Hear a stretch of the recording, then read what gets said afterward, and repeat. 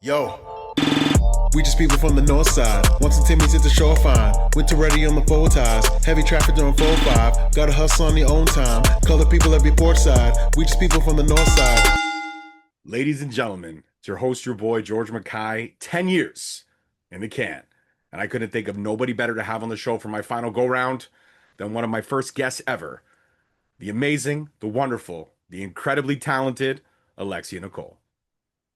Hi, thank you. I honestly can't believe I was one of your first guests. I forget about that.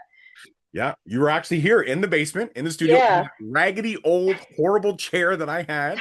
Since then, I've upped my chair game, if you will. So it was a comfy chair. It was a good chair. it was a good chair. I guess it's one of those things. It's like a car, right? Doesn't matter how it looks as long as it does the job. And that chair did do Mhm. the Yeah. No, it was a great chair. job.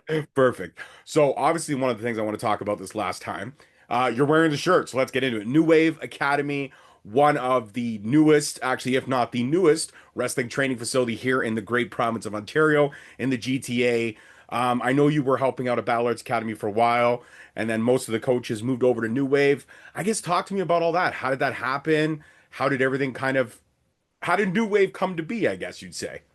Yeah, so we Battle Arts, there's so many things going on at Battle Arts, and sometimes wrestling kind of gets got lost in the shuffle, especially when we were there near the end. They've got jujitsu and Muay Thai, all these things happening at the same time. And boxing was like kind of all day, every day. So we would kind of get shoved to the side.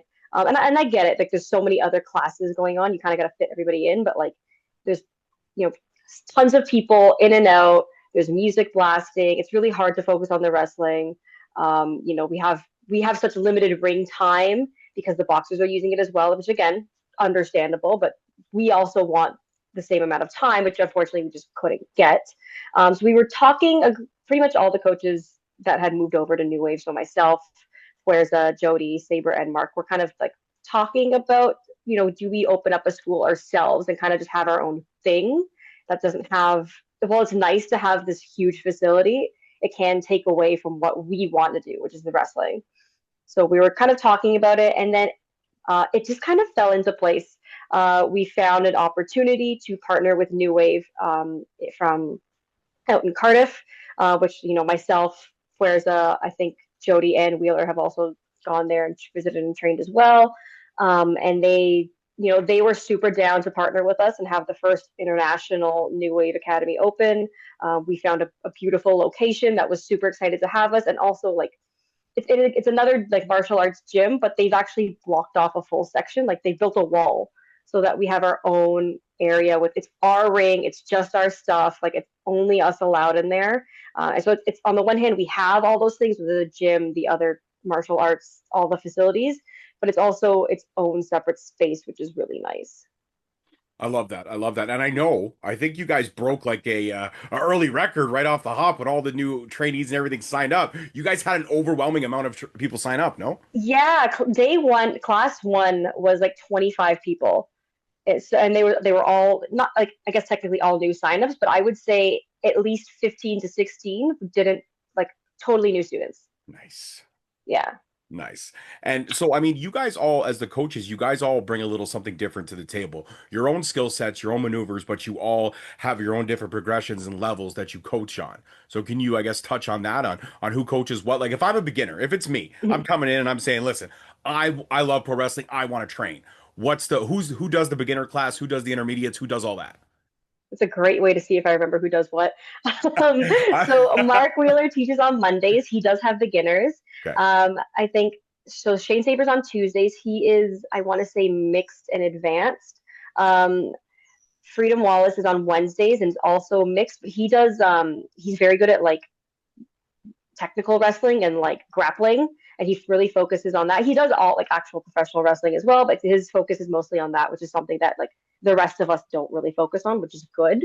And then myself and Fuerza are on Thursdays, and we teach. So our class is kind of split in half. So we are the first half of class is beginner, the second half is advanced, but we try to mesh everything together. Nice. I love that. I love that. So that is just a plethora of ability. Like that's basically Monday to Thursday, you can progress through your wrestling career and your wrestling training as you see fit, which is awesome. What about Jody? Where does So Jody fit? Jody is kind of like our headmaster. Jody is admin. If you're emailing New Wave, you're talking to Jody. Jody handles everything for us so that we don't have to. She does all the planning, all the scheduling. We're having like a women's class this Friday. She set that up. So she is the one who takes care of all the administrative work. And we also like when we have like our meetings and stuff, she kind of is like, okay, this is what we want to do. Let's figure out a plan to do it. I love that. I love it. So everybody's got a place and everybody's got a certain set of responsibilities or nuances that they bring, which is awesome. So, I mean, New Wave, like you said, you're the first international school. Is it a lot of pressure being the first international school? Like you guys have no time to try to work this out. You have to show and prove, or New Wave's going to be like, I don't know if we want to continue doing this, right? It's a bit of pressure. So myself and Huerza, I think the week before we opened, we had actually gone to Cardiff just to wrestle and train, and like we're friends with like Boar, Mark Andrews, Danny Jones, Brendan White, like all those guys we're friends with. So it was nice. We wanted to go see them, wrestle with them, train with them. They were so excited about this. They were so happy about it. So like there was a bit of pressure because like we're watching how they train and teach, and we're like, oh my god, are we going to live up to this? Like this is what we want to bring back home. But they were so excited that it kind of took the pressure off of it. It's like, okay, like as long as we follow what they do, we cannot mess this up. I love that. I love that. So will there be like a coach sharing program? Will like Flares and Alexia get to go back over to Cardiff to train for a couple of weeks or teach some classes, and will Boar or Mark Andrews, will they be coming over here? Is that how that's going to work? But yeah, so we're trying to figure out kind of timing because we do want that. We are definitely discussing, especially for, pretty soon if we can, for one of the guys from the Wales to come over and teach here for like maybe like a week or two. But what we offer to our students, which I think is nice, is that if they train at New Wave, they can go to Cardiff. They can go. There's 3 locations in the UK. There's Cardiff, Newport, and Midlands. They can go there and train for free. If they can find a place to stay, obviously the trainers there will kind of help them out. They can train for free. If anyone from those locations in the UK want to come train here, they have all access as well. Nice. And if they're green lit when they go over to like freshen up, they can also maybe get some bookings while they're out there. Yeah, yeah. I mean, New Wave runs their own shows. Mark Andrew, who teaches at New Wave Cardiff, he runs Attack. I think Four runs Chaos as well. Like they all run promotions as well. So if our students want to go there, they have like a plethora of promotions to work for.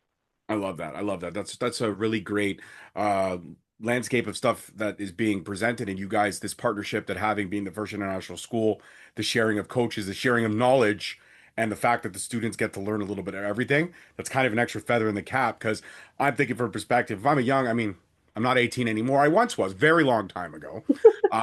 But if I was, 16, 17, 18, and I wanted to get into this business as a professional wrestler, that's something that would entice me because there's an ability to get internationally trained and to also go abroad early on, even in your training, not so much in your wrestling career, because everybody goes abroad in their career, or we hope that everybody would travel.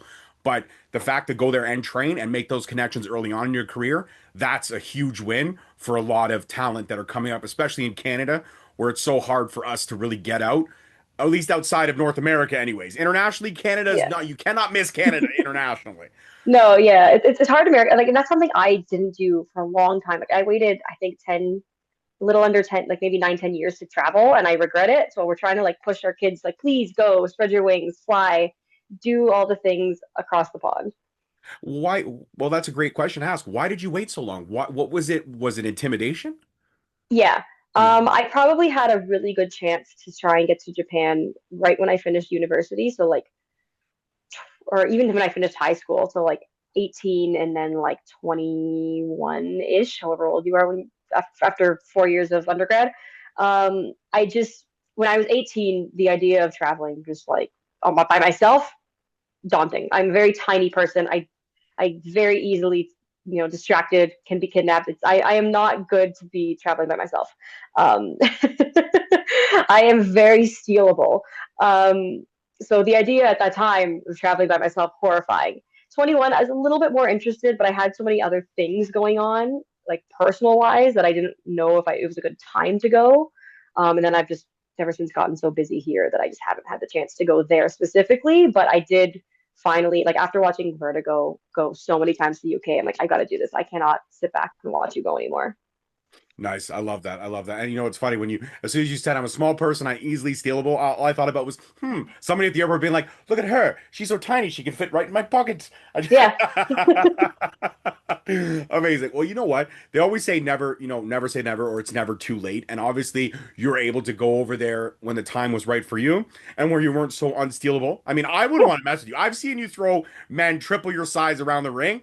I think if somebody were to try to steal you, it would be a tough go. If that's me personally. But hey, you know what? I'm glad that you went. I'm glad you were able to spread your wings. And what was the coolest thing about? I mean, we talked about the tourism and stuff like that, but I don't think the last time that we spoke, we actually talked about the wrestling. What's the major differences in terms of, I guess, not so much style because everyone knows the difference between style, but what's the difference when you're in a locker room over there compared to a locker room over here?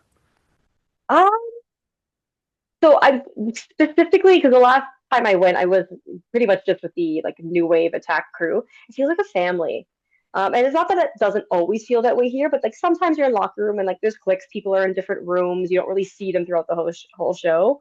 Um, for the last time I went in end of May or end of June, May, June, whatever, I don't know. Time is an illusion.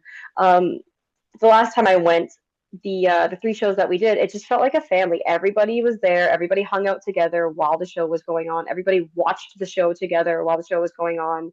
And again, it's not that that doesn't happen here, but like it's not a constant through line here. Whereas there, I did a new wave show, I did an attack show, and I did a fair show with a bunch of the guys from the area, and just throughout like all three shows, that's what it felt like. It felt like a family hanging out.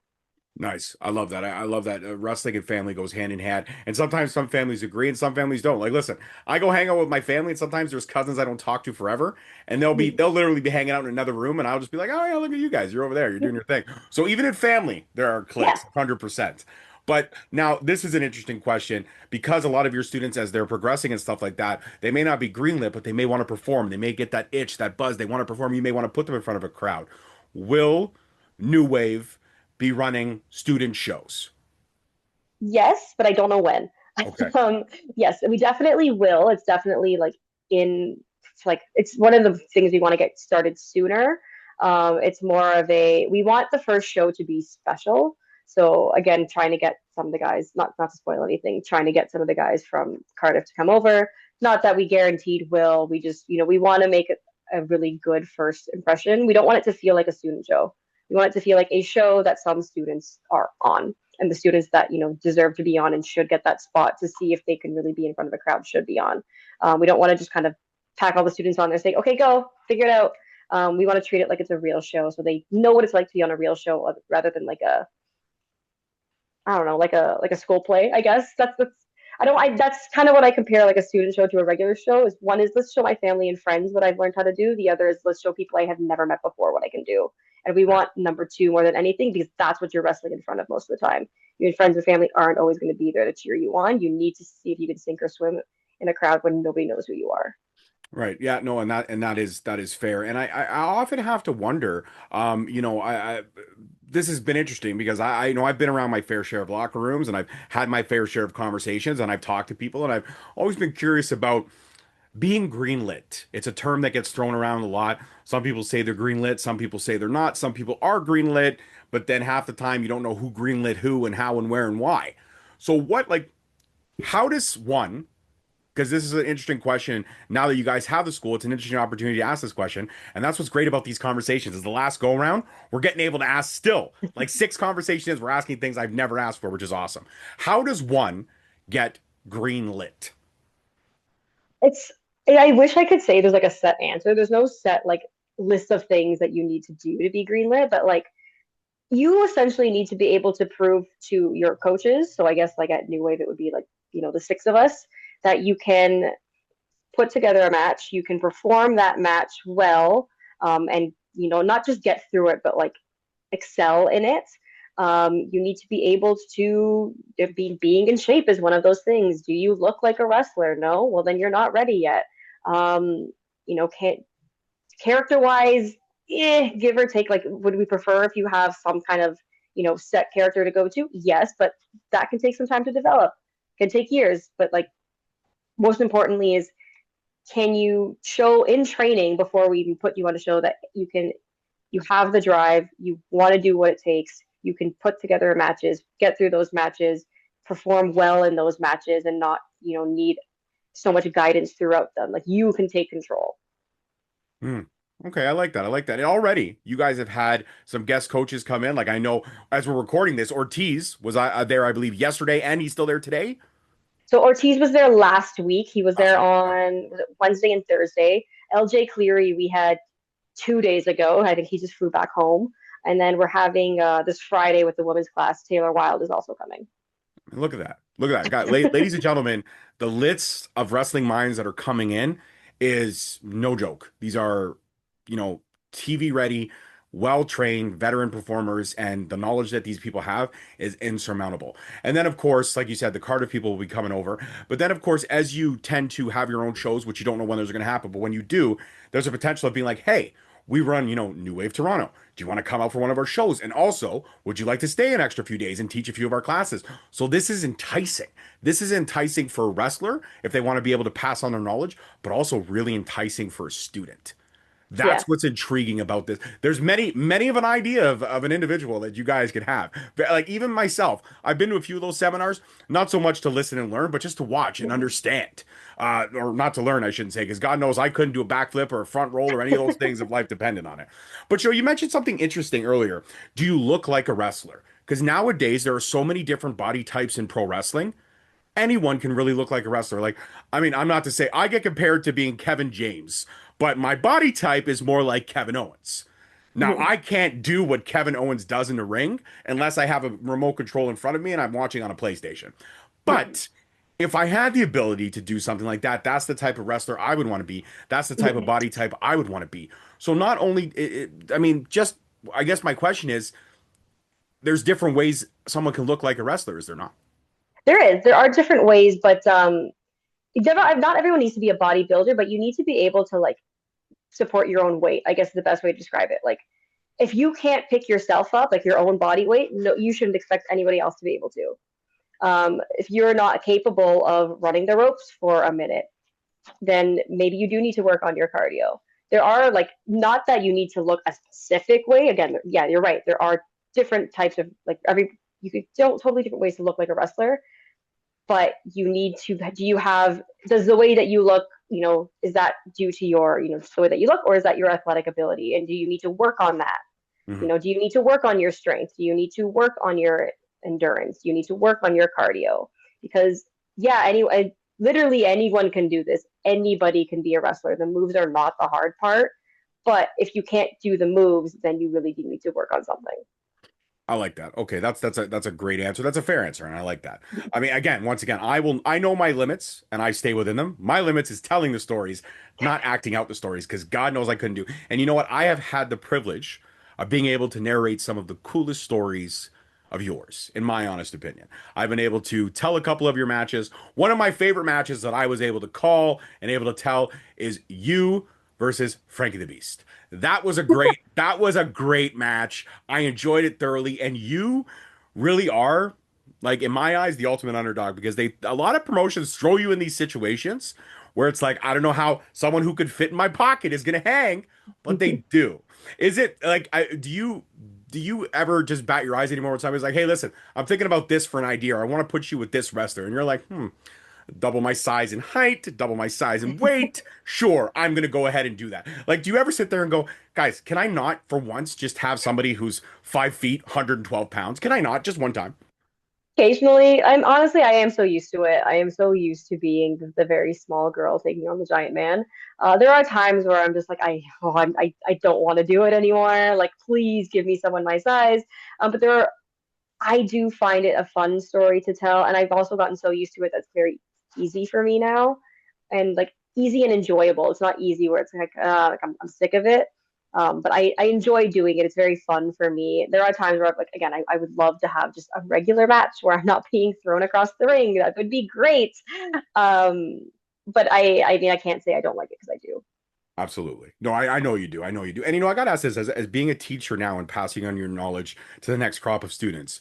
When you see a student achieve an attainable goal for them in the class, like if it's a student, okay, by the end of this class, I'm going to learn how to tuck my chin and take that bump for the first time. And they do. And they get that smile of accomplishment on their face. As a teacher, are you like, yeah, I remember when I achieved those level up moments in my training. Yeah, it feels good. It feels good to help people get to their goals.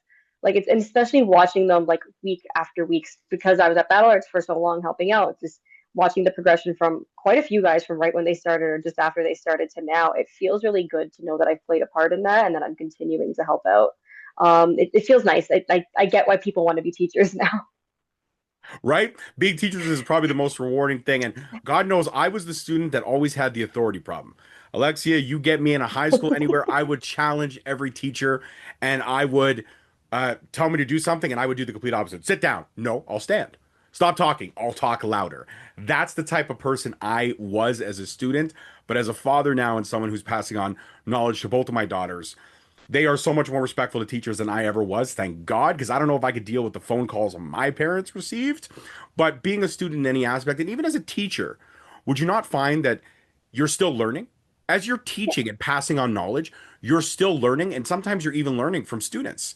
You're learning from Oh yeah. students that may have exceptionalities, or students that may not be able to move a certain way, that they found a workaround, and the workaround is still a safe way to get the job done. Is that not true? The students teach me things all the time. Whether it's things that like, yeah, like I'm teaching in a way that they can't get it, so I'm like learning to teach it a different way, or whether it's just totally showing me something that I didn't know what I was doing, or they found another way to do it. And I'm like, yep, that looks great. Let's do that. Show me how to do it. But like all the time, they're teaching me how to do stuff too. So it's a two-way street. Absolutely, absolutely. And you know what? When you look at the next crop, because God knows wrestling, you really do have a lifespan. In wrestling, it comes and it goes, and there's an amount of time when you can do it on a regular basis. And there are some people that have exceeded that timeline. People like The Undertaker, people like, I mean, maybe not Ric Flair now, but Ric Flair like 15 years ago could still go. Ric Flair now, I don't know what's going on with Ric Flair now. But in terms of knowing your limits and knowing when it's time for your body to go, as a teacher, is that something that you implore on your students from early on? Like, guys, know your wheelhouse, know your limits. Don't try to do things that are probably not going to, as they progress, I mean, probably not going to look good for them, or something that a body type doesn't necessarily do at that size. Kinda like we do.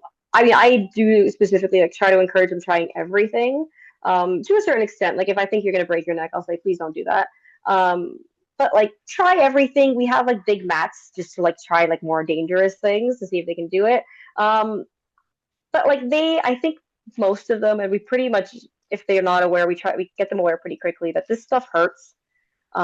Wrestling is painful. You're going to get hurt at some point, even if it's not now or in a couple of years, maybe it'll be in 10 years. You will eventually get injured. It happens to everybody. Um, you just kind of have to figure out what works best for you. Not everyone can do, a 450. And you can try it. I have no problem with you trying it. But if you can't do it and you go and you do it and you hurt yourself, that's on you. Again, a statement that I can completely and utterly get behind. Is there something that, I guess maybe I've asked this question. Oh, I sound so cliche. Is there something in your training that you didn't really get that somehow I guess I have to ask this just because we're on the training level. Is there something Mhm. that you took a while to grasp as a trainee that now when you're training, it's easier to grasp because you're seeing it from the other side, if that question makes sense? Oh, it makes sense, but I have to think back so far.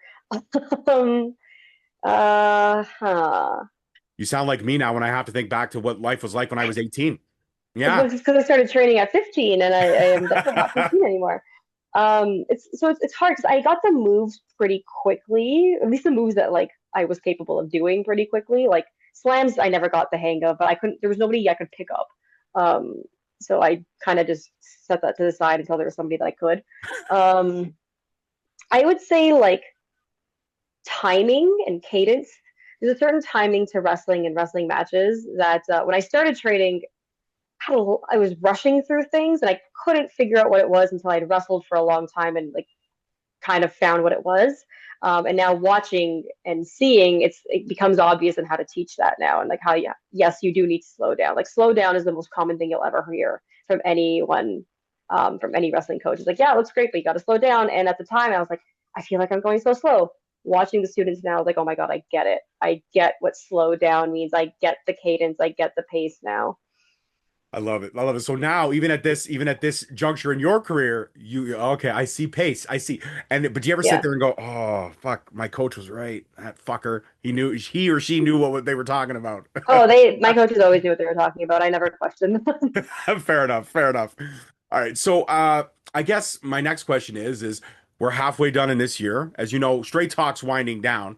So, not to toot my own horn, but I'm interested. Out of all the conversations you and I have had, out of all the moments where I've embarrassed you by putting you over so much and you blush almost ridiculously because I think you are that fucking fantastic. Have you ever watched any of my other conversations, and what are some of the things you've enjoyed about the 10 years of Straight Talk if you've caught an episode or two? If you haven't, no shame. I get it. I'm not an easy person to listen to. I get it. No, I've definitely listened to a few. I've listened to, I think the last one I listened to that wasn't me was probably Forza. I like to listen to my friends' interviews, see what they have to say. I like that, like, I guess in general, like, not that I don't like talking about, like, how I started and why I started, but I like that the conversation goes away from that. I like that we talk about different things because I feel like I say so often, like, yeah, I started watching wrestling. That's why I wanted to do it. I started training at this age. This was my first match so many times. And again, it's not a bad thing. I totally get it. People have never heard that story before. But I like that this conversation has developed and everyone's conversations develop outside of that. Yeah, no, it's true. I look back at all of our conversations. I could put us together. It would be about 10 hours worth of footage. I could put us together back to back to back. You could see you getting, cooler, us talking about cooler moments of your career, and you could see my hairline slowly creep back all the way to here. If I were to do one of those videos, they do like those 24-hour videos, but they speed it all up. If I were to do like a Mm-hmm. 24, if I were to do like a 10 years of George, just the hairline would be crazy. It was about that much. I want to say it was legitimately that much. Really? Yeah, Huh. I mean, you I know don't what? remember it being. You don't remember being here? It was here one time. I swear to God. Honestly, I didn't think it had receded at all. I thought it was where it was when we first Oh, started and talking. this is why I love you. This is why you're one of my favorite guests because you've made me feel so good about my hairline. Thank you. Thank you so much for that. I appreciate it. So the year's half over, and all the things are still happening. Bookings are still happening. This is going to air sometimes probably late July, early August. Is there any bookings that you're going to have in and around the time that you're looking forward to? That when this airs, it could be like, hey, look at these guys. They're on point with these things. So no, I do have a bookings around that time. Nothing like particular big match wise. But August 16th is C4 is fighting back, so it's their annual cancer benefit show. Um, I love doing Fighting Back. It's one of my favorite shows of the year. They've raised over $600,000 or something like that Amazing. from all the shows, and like every cent raised goes towards cancer research. And it's such a good atmosphere. I really enjoy being there. So yeah, August 16th, Ottawa C4 is fighting back for, I guess, what year are we in? It's their 17th year. I don't know how long they've been doing it, but it's been a lot of years. They've raised a lot of money. It's a really good show. I highly recommend if you can go. I haven't been to a C4 show in all of my time in wrestling. I think it's time I get my ass out there as fast as possible. Yeah, it's a summer. It's a beautiful time to visit Ottawa. Would recommend. Okay. You know what? You know what you're doing? You're selling me. You're selling me on the experience that is Ottawa. And a lot of things sometimes when I drive past Ottawa, like I've driven past it, and I tend to Mhm. keep going because I'm like, oh, this is where our government practices. Fuck these guys. I hate them all. But there's more to Ottawa than just our government. So we're excited about that. What about movie wise? I know you're a movie buff. And I know you still haven't fulfilled the promise of Die Hard. That's fine. I'm gonna let it go. I'm gonna let it go. I've understood how busy you are. You're busy. And just know that if somebody says, "What do you think about Die Hard?" you could say, "Well, you know what? George Mackay highly recommends Die Hard. I've never seen it, but I know that he delivers on what he says. So Die Hard is a solid flick." But is there Okay. anything this year that's coming out that you're intrigued to see? Superman. I think that comes out in like is the end of this month. I don't know when it I comes out feel again. like it's I'm coming not out paying very attention, soon. Yeah, but it's I coming think out it's very soon, and I'm very excited about it. What just Fantastic Four is also coming out, which I'm really excited about. yep. I can't think of any other movies off the top of my head. Pedro But Pascal in any aspect is just glorious. honestly, yeah. Yeah, those are the two I'm really excited for. Nice, nice. I myself, as you know, I'm a big horror movie guy, so I'm really excited for the fourth installment of the Conjuring series that comes out in Okay. that comes out in early September. So I'm very excited for that, and I'm also excited for I'm a TV guy. Stranger Things comes out on my birthday, so November Oh, 26th. Everyone around the world, It's this guy's birthday. No one's gonna care about that because it's gonna be Stranger Things Day. But hey, it's my birthday. It's my birthday. And what's the other one? Oh, Five Nights at Freddy's 2. Again, I'm a horror movie Oh, guy. that's coming out this year. Okay, Yeah, that's cool. coming out in December of this year, so we'll be able to go back into, Freddy Fozzie Bear's Pizzeria and get all spookified. It's gonna be amazing. It's I gonna just be played the first game yesterday. Yeah, I can't wait. Oh my gosh, guys. Breaking news. Alexxia Cole is not playing a Pokemon game, guys, or Dreamlight Yeah. Valley. The last time we spoke, she was playing Dreamlight Valley. I mean, I still am, but I played Five Nights at Freddy's yesterday. It was fun. Nice. Okay, so I got to ask you this question because my daughter, much like you, she's played the same kind of games that you have. And Mhm. Cassie tells me that Dreamlight Valley is very similar to Animal Crossing. You Yes. rescue people, you bring them to your village. Like my youngest daughter is very happy. She hasn't finished the game since, but she's very happy with who she has. She's got Alice, she's got Moana, she's got Ursula for some reason. I'm like, why would you bring Ursula to your? She's Dad. Ursula's cool. She's not cool. She's not cool at all. But whatever, it's fine. That's your journey. You think Ursula's cool. I think you got a lot of problems. I mean, she's dangerous. She's a psychotic person, but whatever. That's your journey. Yeah, and she also has Merlin. She's never watched Sword in the Stone, but she's very excited about having Merlin, and I'm not sure why. Merlin comes with the Valley. Merlin is your first guy, Oh, so okay. So that's why maybe that's why yeah, she's like, oh, look at that. It's my first guy. So yeah. Merlin's nothing fancy. Everybody gets Merlin, is what you're Everyone's got Merlin. Yeah. saying. Everybody's got Merlin. Damn it. I'm gonna have to tell her that, break her heart, but I'll save it. I'll save it Save for it. a Yeah. moment. Yeah, I'll save it for a moment where we're disagreeing, and she's like, I don't want to go to bed. Yeah, well, everybody gets Merlin. Everybody gets him. That'll be how I do that. Yes, but Pedro Pascal, like we were talking about earlier, everything that man does, except for The Last of Us, but it wasn't his fault. The writing in the second season was bullshit, but Yeah. everything else was perfect. He can go from being in the Star Wars universe to being Nicolas Cage's best friend in some B horror flick to being like just the most badass motherfucker in The Last of Us season one. And he could just do, I don't know what it is about Pedro Pascal. He is like the everyman's everyman. It's weird. He's a good actor. He's really good at his job. He is. And he also has one killer mustache. The mustache on that man is top tier. I He does. can never grow a mustache like Pedro Pascal's. No, he's one of a kind. He is very good actor. I think I saw him in Game of Thrones. I didn't know he was in it until I'd watched Game of Thrones. I was like, oh my God, it's Pedro. And I loved his character. And then watching him die, I was heartbroken. Could not watch anymore after that. I needed a break. Yeah, it was the same thing when Joel kicks the bucket in season two of Last of Us. I'm like, I know what's happening. I know what's gonna Mhm. happen, but when it happens, it's fucking not right. It's not Oh, my right. mom was heartbroken. My mom, oh, did not handle it well. She didn't know, poor thing. Oh, oh, sorry, I Mama didn't tell Nicole. her. Oh, you didn't. You left her. You left her to the wolves. Oh, Yeah. oh God. You know what? That's actually a great question. In all the movies or something that you've watched or all the series and stuff like that, when a character's died and it may be unexpected, like for me, the one that gets me to this day, Sons of Anarchy, Opie. When Opie goes at Sons of Anarchy, I fucking lose it. I lose it every time, and I still know what's gonna happen, and I lose it. What has there ever been a death on TV or in a movie that when it happened, you were like, oh, gut punch to the soul. So he doesn't die, but in Lord of the Rings, King Theoden, when he looks a little bit like my dad. So when he's like, I can't remember if he gets stabbed or something, but he doesn't die. But something happens to him where like he could die, and it gets to me just because I'm like, oh my God, he looks like an old version of my dad. Here's the thing: I've watched the movie. I know he's fine. I know nothing's gonna happen. It still hurts me just because he looks a little bit like my I love it. I love it. Guys, that's the length of our conversations now. We've talked so much about dad. training, we've talked about matches, we've talked about progression in career paths, we've talked about, her Ninja Turtle collection. We've talked about how she'll never watch Die Hard, and I'm okay with it now. I've accepted it, guys. And we've also talked about, you know, deaths in a fictional TV show that still get us to this day. I love it. My final question. And this is a question that I think is synonymous with our interview of the whole projection of your career throughout all these 10 years that I've been doing this.